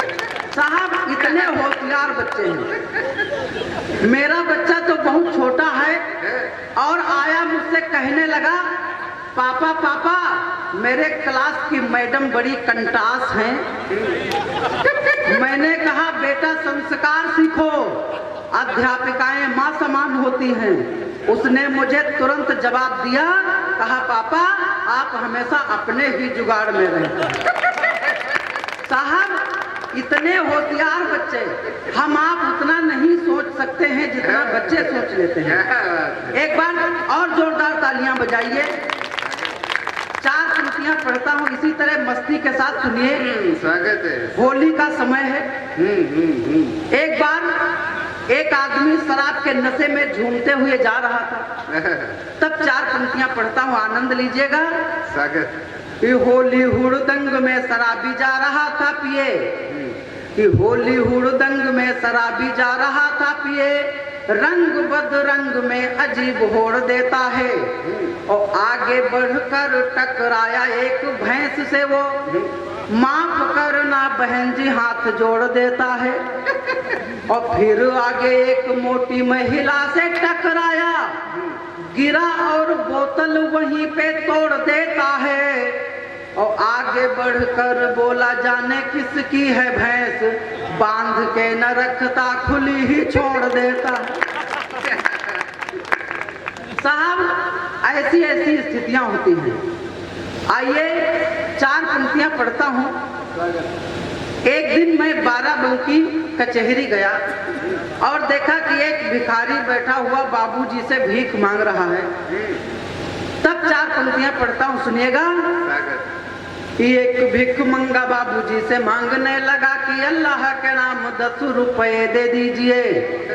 और बाबूजी बोले कि हट्टा कट्टा है तुम्हारी देह, भीख मांगते हुए जरा शर्म कीजिए। और 10 के बदले में दूंगा 20 रुपए में तुम्हें, चलो मेरे घर और कुछ काम कीजिए। और उस भिख मंगे ने पलट के जवाब दिया, बैठो मेरे साथ रुपए 50 लीजिए। साहब एक बार एक नेताजी ने अपना नेत्रदान किया तो क्या प्रतिक्रिया हुई, 4 पंक्तियां पढ़ता हूं, आनंद लीजिएगा। नेत्रदान शिविर लगा हुआ था एक बार, नेत्रदान किए एक पार्टी के नेता हैं। नेत्रदान शिविर लगा हुआ था एक बार, नेत्रदान किए एक पार्टी के नेता हैं। और वही आंख फिर एक अंधे के लगाई गई, डॉक्टर जो कि एक सफल विजेता है। और कुछ देर बाद होश में आया मरीज, जब डॉक्टर फिर उसकी परीक्षा लेता है। और सर्जन ने कहा दिखाई दिया, बोला है मरीज कुर्सी के अलावा कुछ दिखाई नहीं देता है। साहब आदरणीय लल्लू जी बैठे हैं। एक दिन मैं लल्लू जी के घर गया, तब 4 पंक्तियां पढ़ता हूं, आनंद लीजिएगा। आपको ये बताना चाहता हूं कि अपने नाम को लल्लू लिखने वाला व्यक्ति कितना होशियार है। तब 4 पंक्तियां सुनिएगा। जब मैं लल्लू जी के घर गया तो लल्लू ने कहा कि मैडम शरबत बनाना, नींबू है नहीं बताना, होशियार डाल दीजिए। कि लल्लू ने कहा कि मैडम शरबत बनाना, नींबू है नहीं बताना, होशियार डाल दीजिए। और अनुरागी आए इन्हें शरबत पिलाया जाए, कोमलिए हाथों का वो प्यार डाल दीजिए। तो बोल पड़ी भाभी नींबू लाए ना बाजार से हो, कहते क्या खाक बार बार डाल दीजिए। और लल्लू ने कहा कि 100 नींबुओं का दम भरा है, थोड़ा नया वाला बिम बार डाल दीजिए।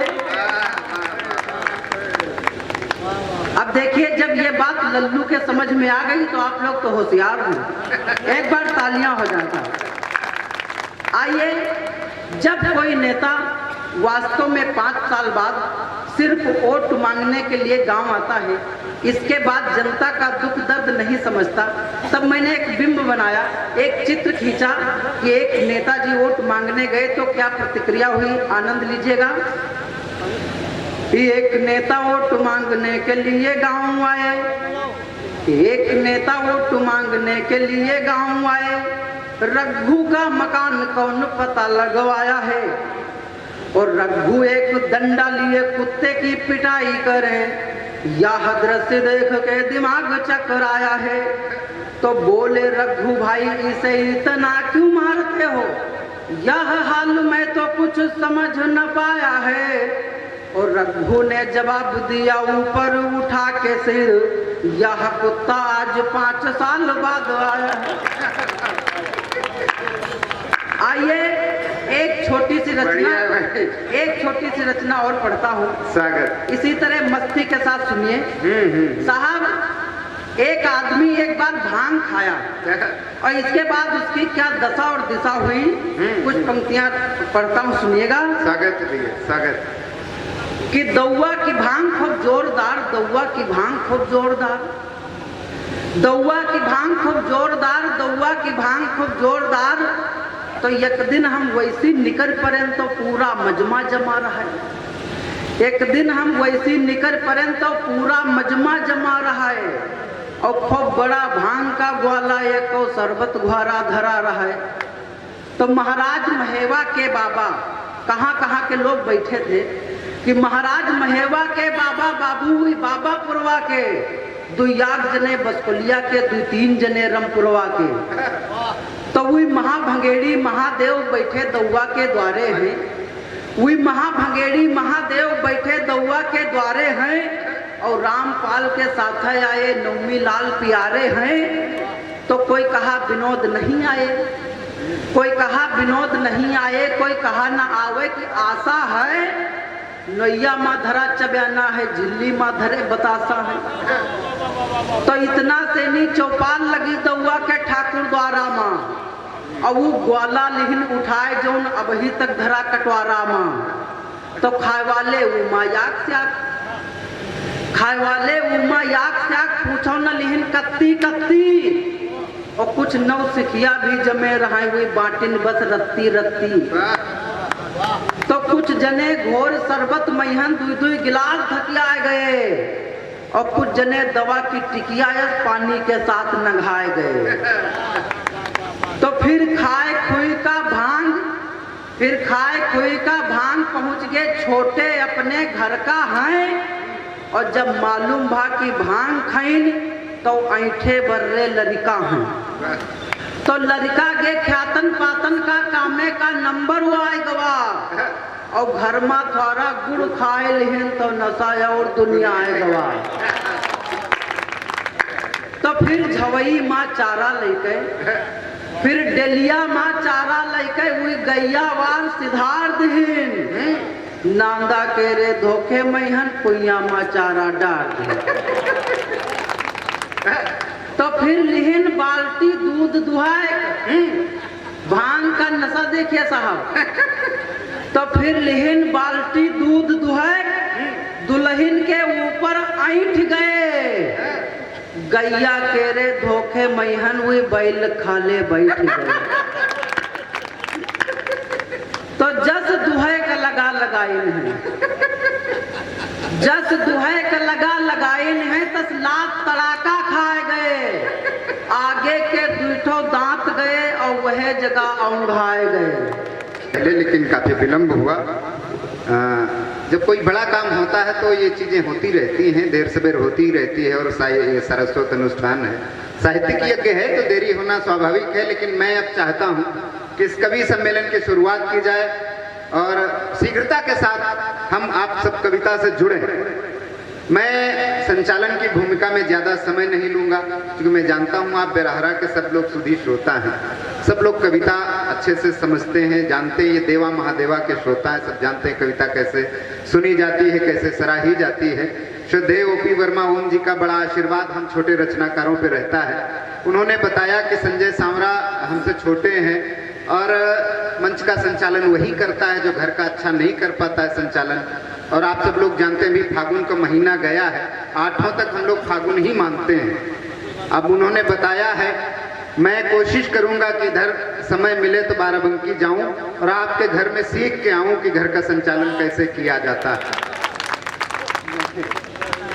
मित्रों, श्रद्धेय महंत जी बैठे हैं, मैं उनके पावन चरणों में प्रणाम निवेदित करता हूं। हम इस दिव्य तीर्थ स्थान पर बाबा साहेब जी के दरबार में आज कविता पढ़ने के लिए आए हैं। ऐसे संतों के चरणों में बैठ के ऐसे तीर्थ स्थानों पर जब कभी कविता पढ़ने का अवसर मिलता है तो हमको ऐसा लगता है कि हम लोग कविता पढ़ने के लिए नहीं बल्कि अपनी कविता की साधना करें, उसको सिद्ध करने के लिए आए हुए हैं। मैं आपको बहुत बहुत प्रणाम करता हूं, आप सबकी उपस्थिति को नमन करता हूं। हमारे मंच पर जितने भी रचनाकार हैं, लगभग 1-1.5 दर्जन कवियों की सूची है। सब एक से बढ़कर के एक वरेण्य साहित्यकार हैं, सब अपनी अपनी विधा में सबको महारत हासिल है। मैं ज्यादा समय किसी की भूमिका में नहीं लूंगा, किसी को भूमिका की आवश्यकता भी नहीं है। ये जब मंच पे खड़े होंगे तो सब अपनी भूमिका बनाने में सक्षम है। मैं सीधे सीधे आप सबको कविता से जोड़ता हूं और सिर्फ इतना निवेदन करना चाहता हूं कि जिनकी कृपा से कवि पाते अभिव्यंजना है, माँ तू वीणा पाणी को प्रणाम लिख लीजिए। और कविता की सरिता बही जो हो के त्वरिता तो लेगी नहीं पथ पे विराम लिख लीजिए। और सोए हुओं को जगाने आई कविता है बंधु, सो मत नींद को हराम लिख लीजिए। और इतनी ही आपसे विनम्र विनती है प्यारे, यह रात कविता के नाम लिख लीजिए। यह रात और आज की रात, आज की शाम अगर आपने कविता के नाम कर दिया तो निश्चित रूप से आपके जीवन की एक यादगार शाम होगी, ऐसा मुझे विश्वास है। और चूंकि कार्यक्रम शुरू होने में विलंब हुआ, मैं जल्दी में इस कार्यक्रम को शुरू करना चाहता हूं, लेकिन मैं चाहता हूं इतनी जल्दी भी न की जाए भाई साहब, कि कभी कभी जल्दी में बड़ी गड़बड़ हो जाती है।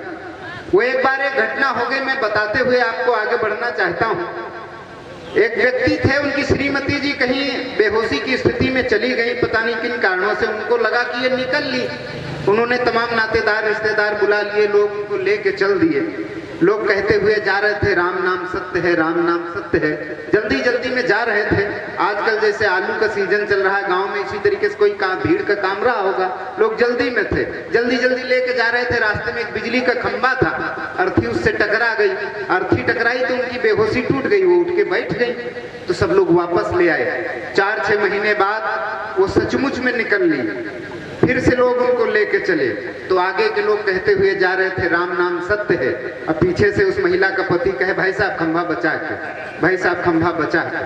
तो इतनी जल्दी भी नहीं करेंगे कि आपको यह कहना पड़े कि खंभा बचा के। आराम से कविता का आनंद लीजिए। बिल्कुल 2-3 घंटे में यह कार्यक्रम बिल्कुल संपूरित हो जाएगा। ये जो साहित्यिक अनुष्ठान है, 2-3 घंटे का समय आप दे दीजिएगा।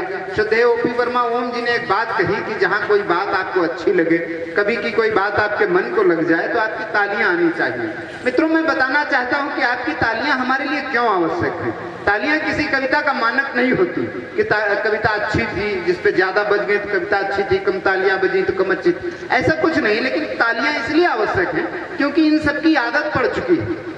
ये तमाम बड़े कार्यक्रम रहते हैं, हजारों की भीड़ होती है, इनके कान आती है तालियों की गड़गड़ाहट सुनने के। जब आपकी तालियां ढंग से बजती है तो इनको लगता है कि हाँ हमारा काम अच्छा हो रहा है। हाँ, मुझे बिल्कुल, ये देखिए इतने समझदार लोग बिना कहे बजा। मुझे एक घटना याद आ गई भाई साहब। एक बार एक गांव में एक मदारी आया खेल दिखाने के लिए। उसके साथ एक बच्चा होता है छोटा सा 10-12 साल का, जिसको जमूरा बोलते हैं। तो मदारी खेल दिखा रहा था, मदारी डिगडिगा बजा रहा था और वो जमूरा एक पतली रस्सी पे चल रहा था। आप लोगों ने देखा होगा। एक चोर देख रहा था उनको बड़ी देर से। चोर ने सोचा कि अगर ये लड़का हमको मिल जाए तो हमारा काम बहुत आसान हो जाए। कहीं भी एक रस्सी बांध दे, उस पे चला जाएगा, न सीढ़ी की जरूरत है, न नकब काटने की जरूरत है। चोर ने पूरा खेल देखा, अंत में उस लड़के को बुलाया, बोले बेटा ये बताओ, ये मदारी तुमको कितने रुपए देता है एक दिन में? तो उस लड़के ने कहा कि साहब 100 रुपए देता है। तो चोर ने कहा अगर 500 रुपए मिले तो काम करोगे? लड़का बहुत खुश, एक दिन में सैलरी 5 गुना हो रही है। कहा बिल्कुल करेंगे, करना क्या है? चोर ने कहा यही करना है, रस्सी पे चलना है। लड़के ने कहा ये तो हमारा रोज का काम है, बिल्कुल चलेंगे। चोर उस लड़के को अपने साथ ले गया। रात में उसने एक बिल्डिंग से दूसरी बिल्डिंग पे एक रस्सा बांध दिया और 12 बजे रात में उस लड़के से कहा ऐसा इस रस्से पे चल के जाओ, जहाँ ये खिड़की में रस्सा बंधा है उसके बगल एक अलमारी रखी है, उसमें कुछ पैसे हैं, वो निकाल लाओ। लड़के ने कहा ठीक। लड़का उस रस्सी पे खड़ा हो गया। चोर ने कहा जाओ, लेकिन लड़का नहीं चला। चोर ने थोड़ा इंतजार किया, दूसरी बार कहा जाओ, लड़का फिर भी नहीं चला। तो चोर ने तीसरी बार थोड़ा जोर दे के कहा। उसने कहा कि भाई दिन में तो तुम बहुत अच्छा चल रहे थे, अब क्यों नहीं जा रहे हो, डर रहे हो क्या? जाओ। तो लड़के ने कहा देखो चलेंगे तो हम अब भी, लेकिन तुम पहले डिगडिगा तो बजाओ। वो मदारी डिगडिगा बजाता था तब हम चलते थे, वो हमारी आदत पड़ी है। तो ये आपका डिगडिगा जितना अच्छा बजेगा उतना अच्छा खेल इस मंच से होता रहेगा। तो आप लोग को ये मैंने पहले इसलिए बता दिया कि आप समय समय पे बजाते रहिएगा। लोग आ रहे हैं धीरे धीरे, आप सबका स्वागत है। मैं आप सबको कविता से जोड़ना चाहता हूँ इस कवि सम्मेलन की शुरुआत करना चाहता हूँ। मैं चाहता हूँ गीत से इस कवि सम्मेलन की शुरुआत हो। और एक बहुत चितेरा गीतकार हमारे मंच पर भाई आकर्षित वर्मा उपस्थित हैं। गीत कविता की सबसे कोमल विधा होती है, पूरे मन से सुनिएगा, एक एक बात को आप अपने दिल तक ले जाइएगा। और जब आप पूरे मन से सुनेंगे तो आप मन भर आशीर्वाद भी इसको देंगे। हमारे मंच का एक बहुत लाडला रचनाकार आकर्षित वर्मा, बहुत प्यारा गीतकार, एक बार जोरदार तालियां बजाएं आकर्षित वर्मा के लिए। आइए।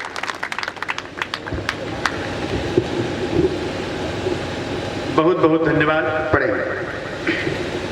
आपने जिस तरह से मेरा परिचय दिया है, निश्चित ही हम छोटे रचनाकारों को जब इन बड़े रचनाकारों का आशीर्वाद मिलता है, तब हम लोगों के कपकपाते हुए पांव और कंपित होती हुई जिह्वा भी विश्वास के साथ में कुछ पढ़ पाती है, कुछ लिख पाती है। मंच की अध्यक्षता कर रहे आदरणीय अध्यक्ष जी को प्रणाम करता हूँ। आप सबकी उपस्थिति को प्रणाम करता हूँ। माँ शारदे को सिर झुकाकर प्रणाम करता हूँ। सीधे सीधे 4 पंक्तियां एक मुक्तक पढ़ते हुए अपना काव्य पाठ प्रारंभ करता हूँ। मुक्तक सुने। स्वागत। कि नीड़ का निर्माण फिर क्यों नहीं लिखता कोई, नीड़ का निर्माण फिर क्यों नहीं लिखता कोई, वो दूसरों के अब दिलों में क्यों नहीं दिखता कोई, वो नफरतों के ही समंदर में है सबकी कश्तियाँ, वो प्यार के बाजार में अब क्यों नहीं दिखता कोई, प्यार के बाजार में अब क्यों नहीं दिखता कोई, भीड़ का निर्माण फिर क्यों नहीं लिखता कोई। मैं ज्यादा समय नहीं लूंगा, सीधे सीधे आपको एक गजल से जोड़ता हूँ। स्वागत भैया। गजल की भूमिका इतनी सी है साहब, सैनिक और सैनिक की पत्नी की वार्तालाप को मैं कुछ शेरों में रखता हूँ और आप सबके सामने रखता हूँ। सैनिक जो सीमा पर ड्यूटी कर रहा होता है, अपने मुल्क की हिफाजत करता है, तो छुट्टियां व्यतीत करने घर आता है, और जब फिर से वो छुट्टियां व्यतीत करके अपने वतन की हिफाजत करने के लिए सीमा की ओर जाने लगता है, तब उसका परिवार, उसका मोहल्ला, उसके जब गाँव वाले सब उसको विदा कर रहे होते हैं, तो सब बहुत ही दुखित होते हैं, क्योंकि अपने बेटे को, पत्नी अपने पति को भेजेगी सीमा पर तो कुछ दुख दर्द तो होगा साहब, क्योंकि वो सीमा की हिफाजत करने के लिए अपने पति को भेज रही है। तो उसकी पत्नी बहुत उदास है। वो पति उस पत्नी से पूछता है क्या बात है। वहीं से दोनों लोगों की वार्तालाप को आपके बीच में रखता हूँ, शेर सुनिएगा। उसकी पत्नी कहती है कि दास्तां अपने दिल की सुना दें अगर, वो सैनिक पूछता है आप उदास क्यों हो। उसकी पत्नी कहती है कि दास्तां अपने दिल की सुना दें अगर, दास्तां अपने दिल की सुना दें अगर, रूठ तुम तो न जाओगे वादा करो, रूठ तुम तो न जाओगे वादा करो। अच्छा कोई बात नहीं है, आप अपनी माँ भारती की रक्षा करने के लिए जा रहे हैं, जाइए, लेकिन एक वादा करते जाइएगा। अगला शेर सुनिएगा कि जा रहे हो सफर पे तो जाओ मगर, जा रहे हो सफर पे तो जाओ मगर, जा रहे हो सफर पे तो जाओ मगर, लौट करके भी आओगे वादा करो, लौट करके भी आओगे वादा करो, दास्तां अपने दिल की सुना दें अगर। और अंतिम शेर सुनिएगा।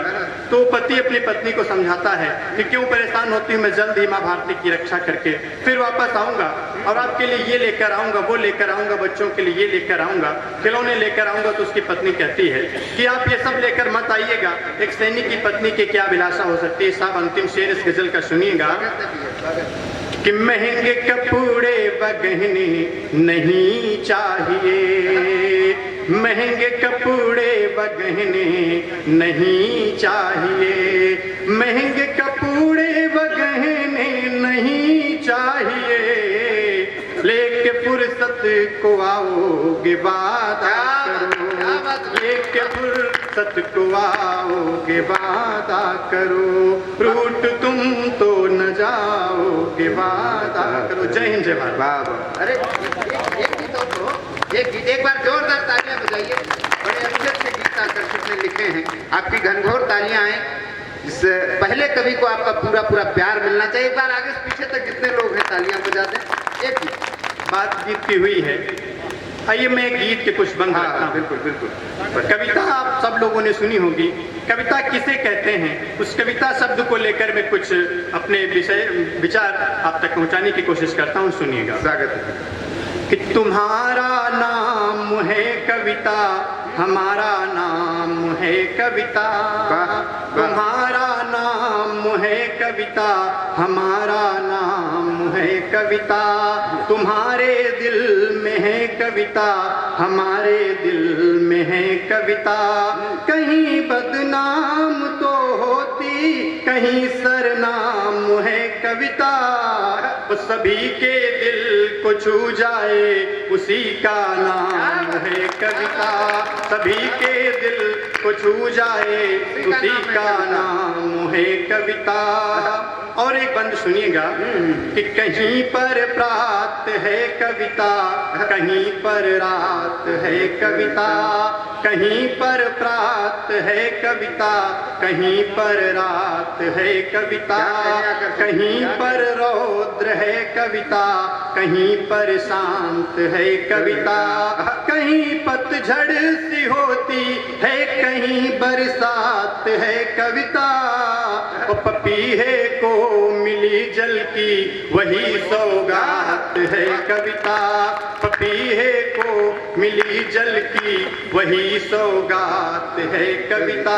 जय हिंद जय भारत। बहुत अच्छे भाई आकर्षित वर्मा जी। और मैं चाहता हूं अब ये जो चहल पहल है ये थोड़ी कम हो जाए, जितनी व्यवस्थाएं होनी थी हो गई हैं और सब बहुत अच्छी व्यवस्थाएं हैं। माननीय वीरेंद्र सिंह जी, आपने इतनी जबरदस्त व्यवस्था कि आपको कोई चिंता करने की आवश्यकता नहीं। अब आपको ओपी वर्मा जी चाहे जितना इशारा करें, फागुन बीत चुका है, इशारे फागुन में ज्यादा काम करते हैं। अब आप आराम से बैठिए, कविता का आनंद लीजिए। इतने अच्छे अच्छे कवि आपने बुलाए हैं, अब इनकी बात बिल्कुल बिल्कुल मत सुनिए। इनकी बात केवल तभी सुनना जब लिफाफे का नंबर आएगा, वहां जरूर सुनना। आप बिल्कुल मत सुने, बाकी बीच में आप कविता सुनिए। हाँ, मैं चाहता हूँ मित्रों, अभी फागुन गया है और 8 तक हम लोग फागुन वैसे ही मनाते हैं, होली मिलते हैं। मैं चाहता हूँ थोड़ा सा आपको हंसाया जाए, गुदगुदाया जाए, उसके बाद इस कवि सम्मेलन को आगे बढ़ाया जाए। हमारे मंच पे एक इतना जोरदार कवि है भाई संदीप अनुरागी, आजकल पूरे देश में उनकी हास्य की कविताओं की धूम है। इतने जोरदार कवि हैं। और मित्रों, हंसाता वही है जिसको अपने अंदर बड़े तनाव होते हैं। या आपको हंसा रहा तो ये मत समझिए ये व्यक्ति भी इतना ही खुश है। अंदर जिसके बड़े कष्ट होते हैं वही हंसी बाहर निकालता है। तुम इतना जो मुस्कुरा रहे हो, क्या गम है जिसको छुपा रहे हो, तो होता है। अच्छा, इनको तकलीफ क्या है? हमारे मित्र हैं इसलिए हमको पता है। भाई साहब, राहुल गांधी की तरह पिछले दिन उनकी शादी नहीं हो रही थी, बेचारे बड़े परेशान थे। एक जगह से इनकी शादी वाले आए, तारीफ करने लगे लड़की की। लड़की वालों ने बताया, कहा हमारी लड़की इतना पढ़ी लिखी है, ये काम जानती है, वो सब जानती है, कभी कुछ नहीं बोलती, बिल्कुल गाय है। तो इनके पिताजी ने कहा कि फिर तो जोड़ी बहुत अच्छी रहेगी, आपकी लड़की गाय है और हमारा लड़का बैल है। तो उसके बाद इनकी शादी हो गई। भाई साहब, तब से थोड़ा प्रसन्न रहने लगे हैं। हाँ, पिछले दिनों मैं इनके घर चला गया, तो जब घर गया तो इनका घर का दरवाजा अंदर से बंद था। मैंने सोचा कुंडी खटखटाऊं। मैं कुंडी खटखटाने वाला था, तब तक अंदर से इनकी आवाज आ रही थी। मैं थोड़ा रुक गया, तो ये अंदर जोर जोर से कह रहा था कि सुनो, कल से मैं खाना नहीं बनाऊंगा। तो भाभी जी ने कहा चलो मत बनाना। इनका नहीं, और सुनो, कल से कपड़े भी नहीं धोऊंगा। तो उनका चलो कपड़े भी मत धोना। इनका नहीं, और सुनो, कल से झाड़ू भी नहीं लगाऊंगा। तो भाभी जी ने कहा देखो ना, तुम कल से खाना बनाना, न कपड़े धोना, न झाड़ू लगाना, कुछ मत करना, लेकिन बेड के नीचे से तो नहीं करो। इतना जोरदार व्यक्ति। मैं अंदर गया, मैंने इनसे पूछा कि भाई साहब इतना क्यों डरते हो? तो इन्होंने भाई साहब जो 4 पंक्तियां बताई वो मैं आपके बीच में रखता हूं। और इन्होंने जो बात बताई, अगर आप लोग भी फॉलो करें तो सुख शांति घर में निश्चित रूप से आ जाएगी। इन्होंने बताया कि वो चली जाएं तो फिर, वो चली जाएं तो फिर नाक कटाए रखना, और काम शौहर का है बीबी को पटाए रखना, और खाना उसने बनाया। का डरते उरते कुछ नहीं है कि खाना उसने बनाया है तो मांज दो बर्तन, आपका फर्ज है कि हाथ बटाए रखना। तो ऐसा कवि जो घर के सारे कामों में हाथ बटा के रखता है, मैं उससे निवेदन करता हूं कि आए और हमारे इस कवि सम्मेलन में अपना हाथ बटाएं। आप लोग जोरदार तालियां बजाएं भाई संदीप अनुरागी जी के लिए। बहुत बहुत धन्यवाद। माँ सरस्वती को प्रणाम और आप सबकी पावन उपस्थिति को प्रणाम करता हूँ। निश्चित रूप से बहुत ही दिव्य और भव्य मंच है। यह पावन दरबार है सजा है मंच पवित्र और पूजनीय स्वामी जी बैठे जैसे विश्वामित्र। मैं निवेदन करता हूँ एक बार जोरदार तालियां बजाइए और इस कवि सम्मेलन को कवि सम्मेलन बनाइए। भाई बहुत अच्छा संचालन कर रहे हैं संजय भाई, हमारे बहुत अच्छे मित्र हैं। अब वो हमारे विषय में बहुत कुछ जानते हैं, हम उनके विषय में बहुत कुछ जानते हैं। एक घटना से आपको जोड़ता हूँ। एक बार हम और संजय भाई कानपुर के एक कवि सम्मेलन में जा रहे थे। संजय जी ने कहा कि अनुरागी रुकिए थोड़ा दाढ़ी बनवा लें, तो मैंने कहा ठीक है। साहब ये नाई की दुकान पर पहुंचे और नाई से इनकी क्या बातचीत हो रही है, 4 पंक्तियां पढ़ता हूँ, आनंद लीजिएगा। स्वागत है। कि एक दिन संजय गए सेविंग कराने हेतु, कि एक दिन संजय गए सेविंग कराने हेतु, नाई था प्रसन्न चित्त खूब हर्षाया है, और नमस्कार होने के तुरंत बाद कुर्सी पे संजय को बिठाया और लोशन लगाया है। तो उसी समय संजय जी ने नाई से सवाल किया, क्या तुमने कभी गधे की हजामत बनाया है? और मुस्करा के नाई ने जवाब दिया संजय जी को, नहीं सरकार आज पहला मौका